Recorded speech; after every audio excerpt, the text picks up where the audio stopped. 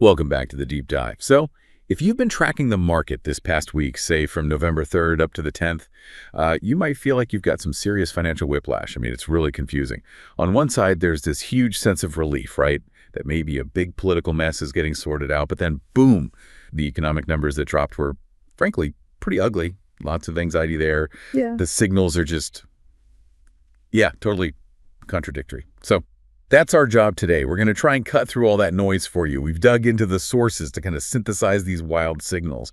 The goal is you walk away knowing exactly where the market's key tension points are right now. Yeah, it's really needed because we're basically looking at two giant opposing forces pushing and pulling. The big good news, like you said, is maybe, just maybe, the federal government shutdown gets resolved. That's been this huge kind of unnecessary risk hanging over everything. But then that relief is immediately fighting against, well, a pretty significant stumble in the tech sector. And on top of that, you've got jobs numbers and confidence figures that are just all over the place. Okay, let's start with the politics, the relief part, because, that's the easier one to feel good about. Yeah. This shutdown became a real drag. It lasted 41 days. That's actually the longest ever in U.S. history. Beat the old record from 2018-19, which was 35 days. The sources we looked at mentioned an apparent Senate deal was announced yesterday, Sunday, aiming to end it this week. So theoretically, that should take a major risk off the table, maybe boost consumer confidence a bit. It should, theoretically. But here's the rub. Here's why investors aren't exactly popping champagne corks just yet. That political good news is hitting a wall, basically. And that wall is made of comments from Federal Reserve officials. They've been out there very publicly saying, look, we do not support cutting rates in December, emphatically. That's interesting, though, because if you look at the market's own math, the probability the traders are putting on a rate cut, it's dropped sharply. It was, 93% just 2 weeks ago? Now it's sitting around 64%. But wait a sec. If the Fed's so strongly against it, why is it still 64%? I mean, that's still pretty high, right? Doesn't that suggest the market still thinks a cut is more likely than not? Just maybe less of a sure thing?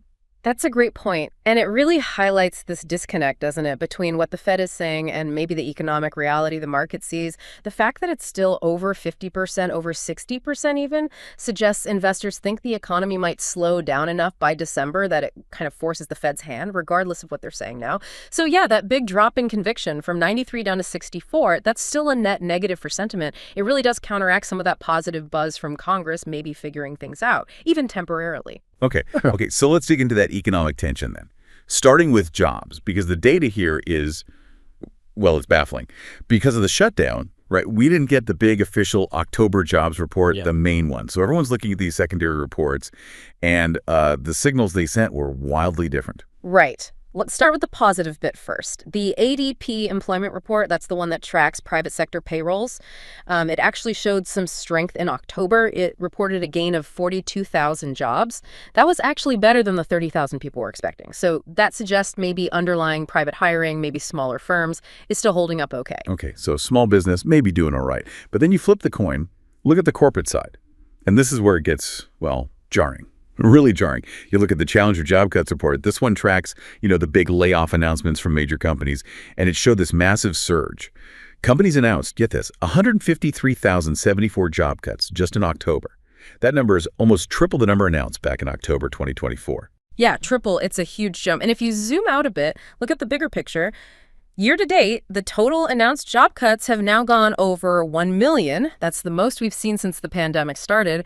And at the same time, announcements about hiring plans, they're at their lowest point since way back in 2011. So big cuts up, hiring plans way down. Wow.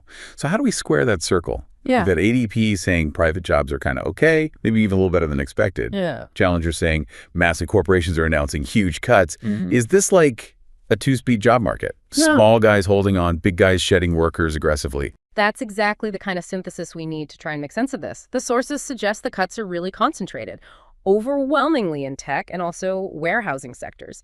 Now, the proposed reasons are kind of what you'd expect. AI adoption starting to bite, maybe general economic weakening, consumers or businesses spending less. But there was a really interesting point raised in one report. I think it was The Economist. It suggested maybe these huge cuts aren't just about AI or the current economy. Maybe it's also about large firms finally correcting for just massive overhiring back during the post-pandemic boom, cleaning up their own past mistakes, essentially. Wait, hold on. So the story shifts a bit. Less about inevitable tech progress and more about corporate accountability. Are you suggesting that maybe some big tech firms are using AI adoption as like a convenient excuse, a cover story for layoffs, instead of just admitting, oops, we hired way too many people in 2022 and we're maybe a bit reckless? It definitely raises that question. It brings us perfectly to another set of data points that are just deeply contradictory. It just shows how weird the economy feels. We've got the core service sector showing surprising strength, but at the same time, consumer confidence is just cratering. Historically low levels. Yeah, let's hit the good news first again. The ISM Service Index. This is a really respected monthly checkup on business activity, outside of manufacturing. It actually beat expectations quite nicely. Came in at 52.4%. Expectations were closer to 50.8%. And remember, anything over 50 means growth. So that suggests the service part of the economy is still expanding, still showing resilience. Right. But if services are growing and maybe some jobs are still being created like ADP suggested, why are people feeling so incredibly down about the future? Because the consumer data, oh boy, that tells the negative side of the story. The University of Michigan Consumer Sentiment Index, it fell way short, landed at 50.3%. The expectation was around 53%. And we really need to pause on that 50.3 number because the history here is, well, it's devastating, frankly. This isn't just a small dip. That 50.3 reading, it's the lowest consumer sentiment reading in over 3 years. And listen to this. It is the second lowest reading in the entire 48-year history of that index. Wow. Second lowest. Yeah, that kind of historical marker really makes you sit up and pay attention. And you can probably draw a pretty direct line from that terrible sentiment back to the government shutdown, right? Yeah. That was weighing heavily on people's minds when this survey was taken, which raises a very specific worry as we head into the holidays, the critical shopping season. Low confidence like that often means people just pull back on spending, doesn't it? Absolutely. It's a direct link, usually. Okay, let's pivot that anxiety over to the stock market itself then, because tech stocks, as you mentioned, really drove the U.S. market down last week. There was a bit of a recovery today, maybe on the shutdown news, but the underlying trend showed a critical shift in how investors are thinking, especially about tech. Yeah, earnings season overall, for most of the S&P 500, it's actually still pretty strong. But within tech specifically, we're seeing a definite change in mood. Those firms that are heavily promoting their massive spending on AI, they're not just getting a free pass anymore. Investors aren't just buying the hype. They're now being much more critically scrutinized. People are demanding proof of profitability, not just promises. And the perfect case study for this valuation reality check seems to be Palantir, right? Our sources highlighted this one. The company absolutely smashed earnings expectations by 25%. I mean, that's huge. Phenomenal performance. You can measure it. Yeah. And yet, their stock still plummeted, fell a painful 15.5% over just 3 days right after they announced those great earnings. Exactly. That Palantir drop is kind of the core lesson from last week, I think. It shows that even really great execution, beating expectations, isn't enough anymore if the stock price had already baked in, like 2 or 3 years of perfect, explosive AI growth. Investors are essentially saying, okay, great quarter, we see that. But it doesn't justify the sky-high valuation we slapped on you last month. They're punishing the valuation, not the actual performance. That's key. That distinction is really key. So what's the takeaway then for the whole AI investment theme? Is the bubble popping? Are people running for the exits? Well, despite that Palantir example, despite the increased scrutiny, the money is actually still flowing into AI. We saw new, large AI investments announced just last week, a lot connected to OpenAI apparently, and more deals are expected. So the sources suggest that even with this recent stumble, this valuation correction in some names, the overall AI momentum, it's still seen as strongly upward. The risk for investors, according to the analysis, is actually missing out by getting too conservative too early on this trade.